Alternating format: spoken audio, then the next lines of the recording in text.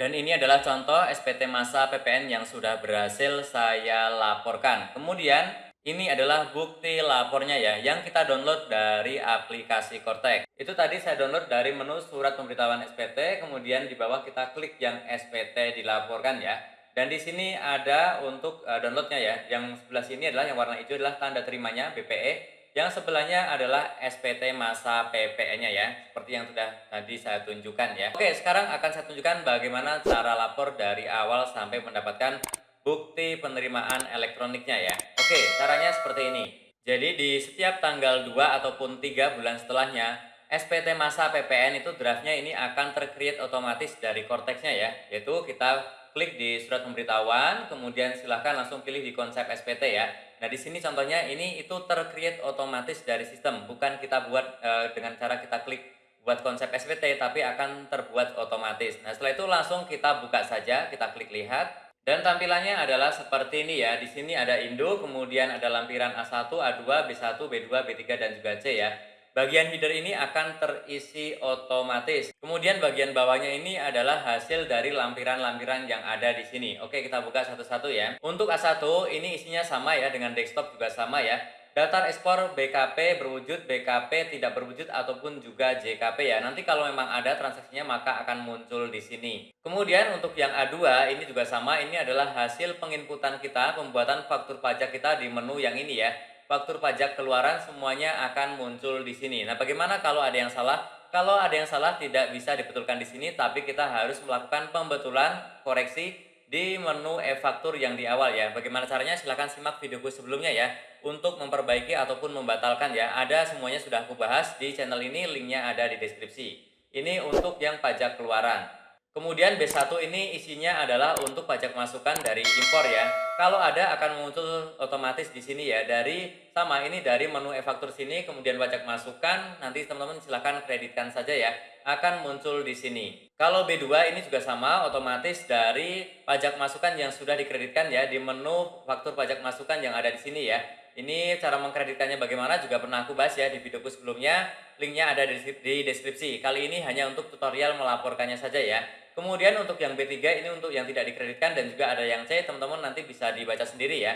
Oke, setelah itu, setelah lampiran-lampiran ini kita cek dan sudah betul, kita kembali ke induk. Oke, ini di bagian induk kita scroll ke bawah ya.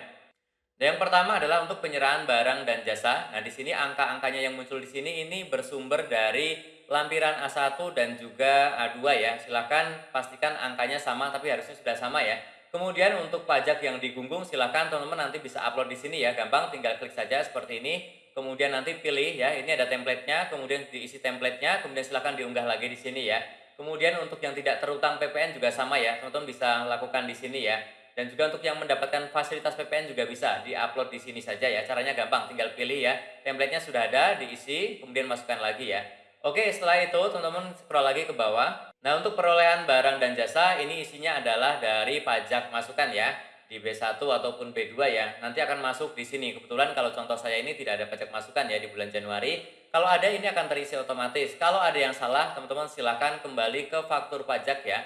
Waktu pajak masukan di situ silahkan dicek di sana ya, ataupun hubungi rekanannya, hubungi pihak penjualnya ya. Oke, kita scroll lagi ke bawah. Dan di bawah sini adalah perhitungan kurang bayarnya. Nah, kurang bayarnya ini akan terisi otomatis, yaitu dari pajak masukan dikurangi, pajak keluaran dikurangi dengan pajak masukan ya. Nah, ini contohnya di sini kurang bayar ya. Nah, bagaimana kalau yang lebih bayar dan lain-lain, itu pernah aku bahas semuanya, linknya ada di deskripsi juga ya. Kali ini adalah contoh untuk yang memang sudah bayar, yang kurang bayar ya. Ini ada kurang bayar yang harus kita bayarkan. Untuk bab 4 ini, kalau ada kegiatan membangun sendiri, kalau tidak ada skip saja. Kemudian untuk pembayaran kembali pajak masukan yang tidak dapat dikreditkan, ini juga skip saja ya. Kalau untuk yang umum biasanya tidak menggunakan ini, barang mewah juga mungkin tidak ya. Silakan scroll lagi ke bawah. Oke, kita langsung saja ke bagian pernyataan ya. Oke, silakan teman-teman, silakan ini dipilih yang PKP, kemudian di sini untuk penandatangan dan juga namanya terisi otomatis, yaitu adalah VIC ataupun direkturnya ya. Kemudian kita tinggal masukkan saja untuk posisinya. Dan setelah itu langsung kita klik simpan konsep, kemudian kita klik bayar dan lapor. Nah, mohon maaf ini tidak bisa saya lanjutkan, tapi akan saya jelaskan ya. Jadi saat kita klik bayar dan lapor ini ada dua pilihan. Kalau kita punya deposit ya, punya setoran deposit, maka kita bisa menggunakan setoran deposit itu untuk membayar kurang bayarnya dari SPT masa PPN ini. Tetapi kalau misalkan tidak, maka kita bisa pilih e-billing dan langsung akan terdownload e-billingnya otomatis. Ini sebenarnya pernah aku buat juga ya tutorialnya ya. Nanti juga sama ini di deskripsi ya. Oke, silakan intinya silakan simpan konsep, kemudian klik bayar dan lapor.